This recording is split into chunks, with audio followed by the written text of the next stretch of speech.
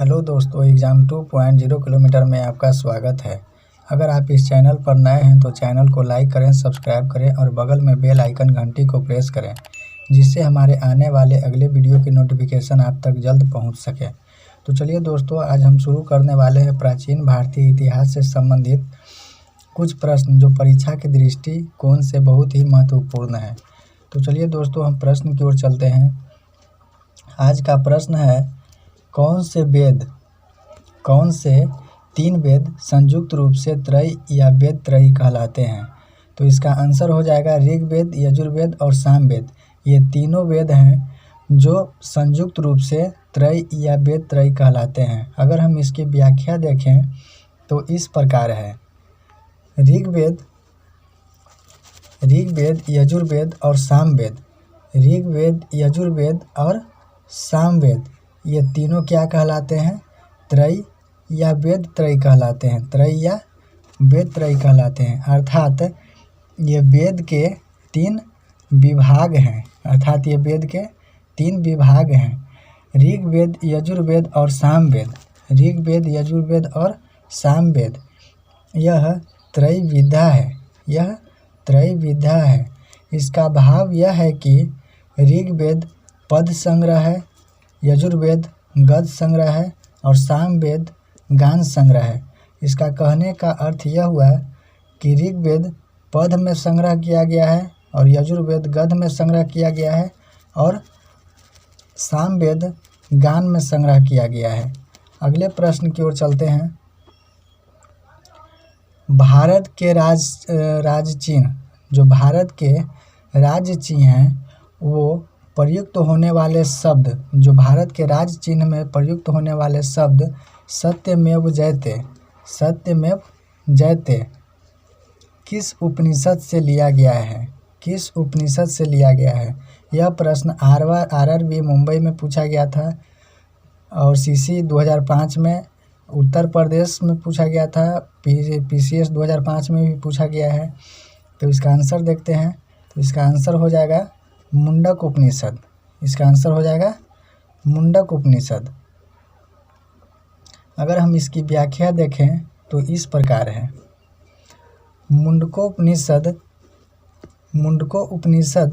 में सत्यमेव जयते का उल्लेख है।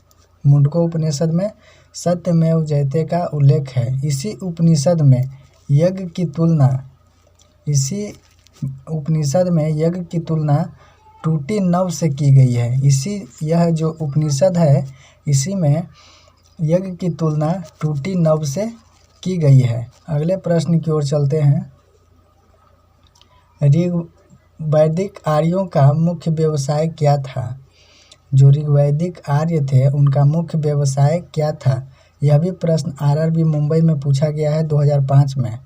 तो इसका आंसर देखते हैं। तो इसका आंसर हो जाएगा पशुपालन।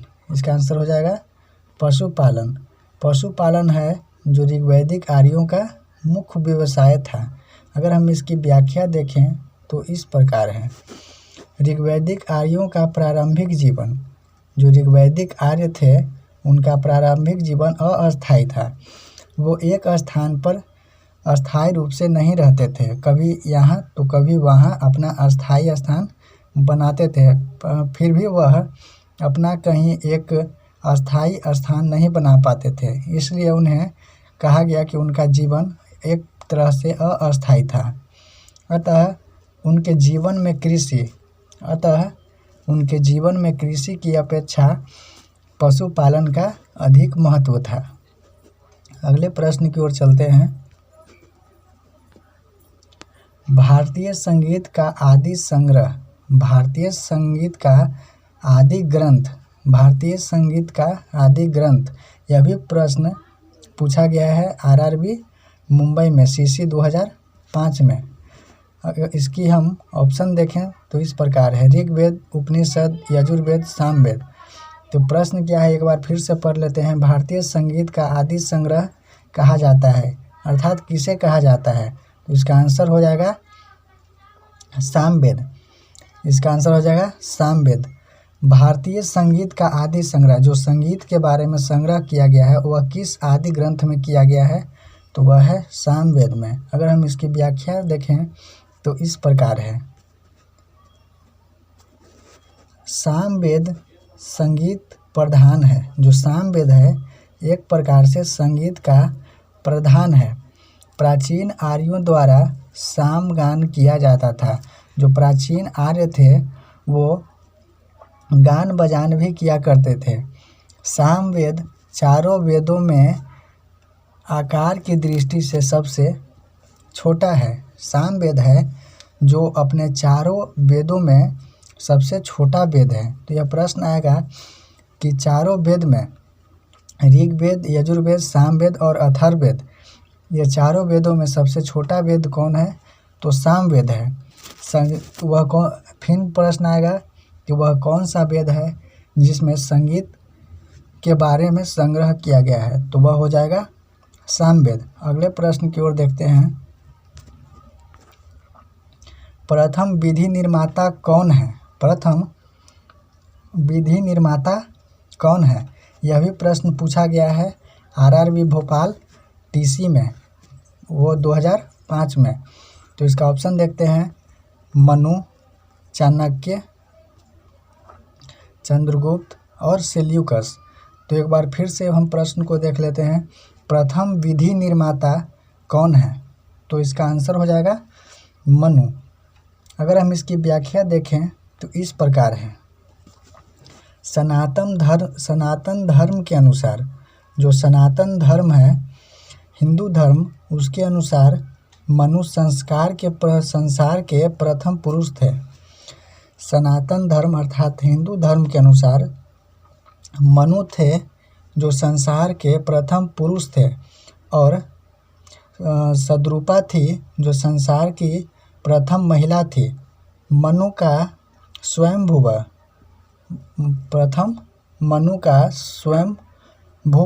मनु था, जिसके संग प्रथम स्त्री थी सद्रूपा। कौन थी? सद्रूपा। अगले प्रश्न की ओर चलते हैं। कृष्ण भक्ति का प्रथम और प्रधान ग्रंथ है। कृष्ण भक्ति का प्रथम और प्रधान ग्रंथ है। यह भी प्रश्न आया हुआ है आरआरबी कोलकाता में और एएसएम और जीजी, ये 2005 में आया है। तो इसका हम ऑप्शन देख लेते हैं।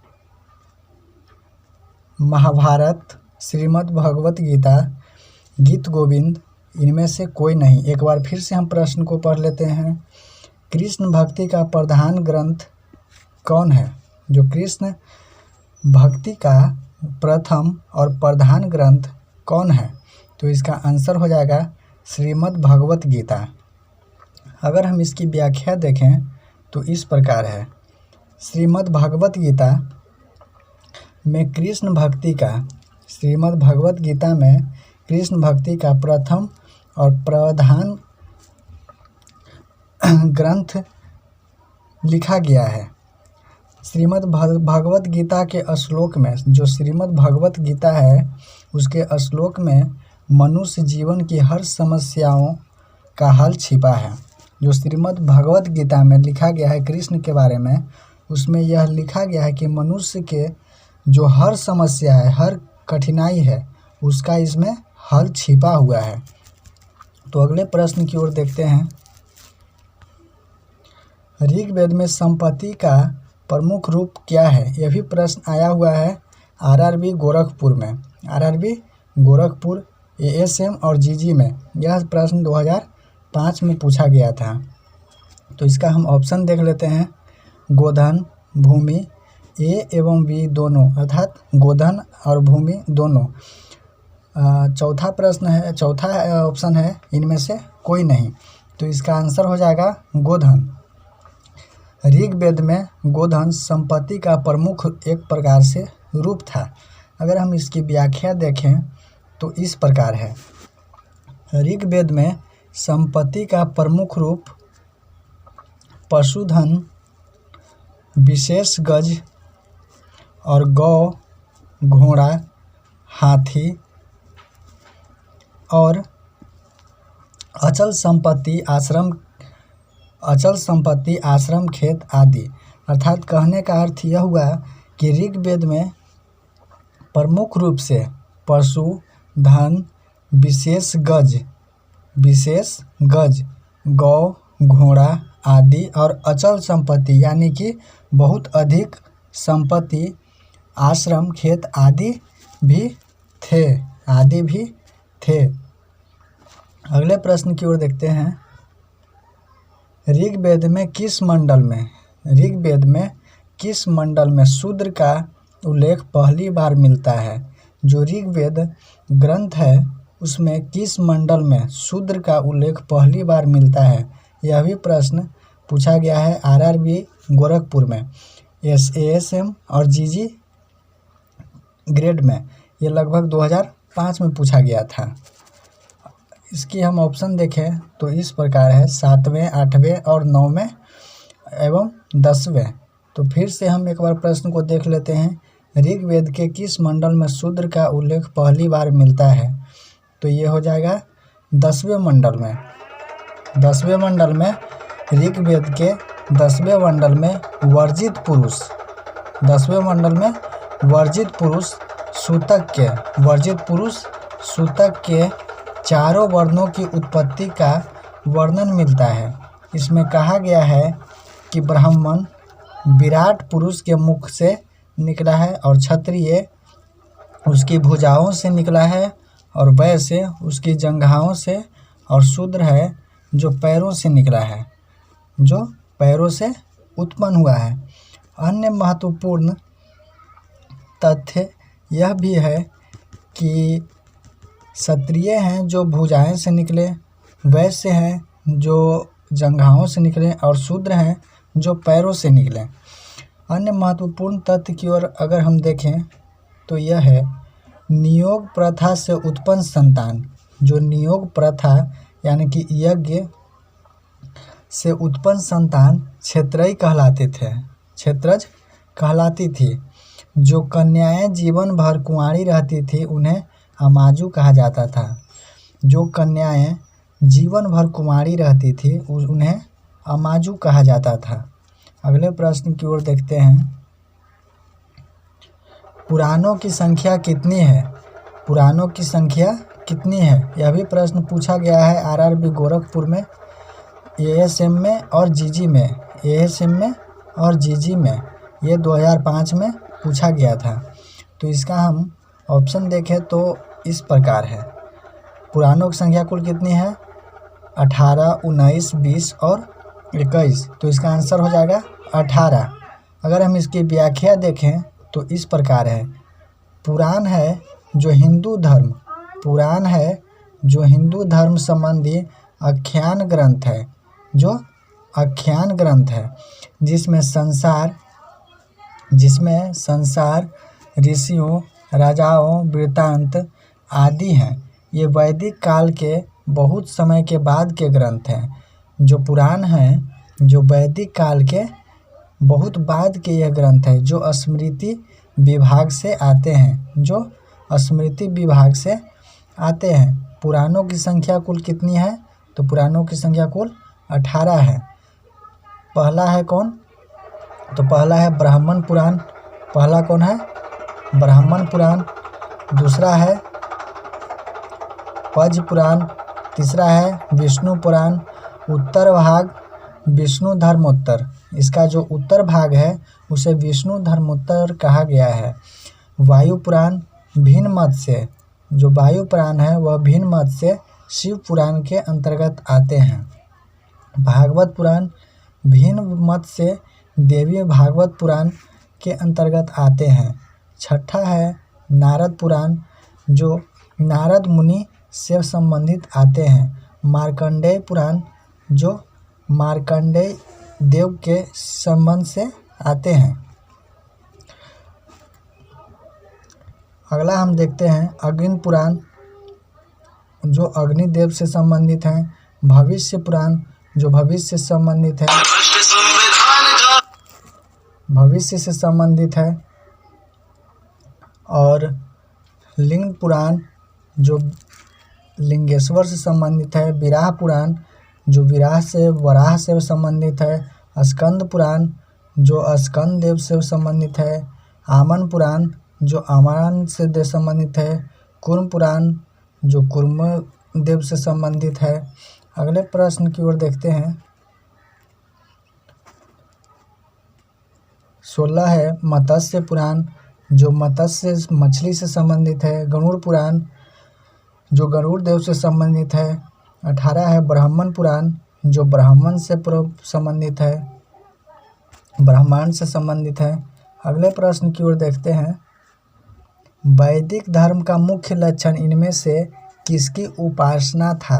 वैदिक धर्म का मुख्य लक्षण इनमें से किसकी उपासना था? यह भी प्रश्न पूछा गया है आरआरबी गोरखपुर में, आरआरबी गोरखपुर और महेंद्रू घाट में भी पूछा गया था। एएसएम और जीजी, एएसएम और जीजी ये 2004 में पूछा गया था। इसकी हम ऑप्शन देखें तो इस प्रकार है। प्रकृति, पशुपति, देवी माता और त्रिमूर्ति।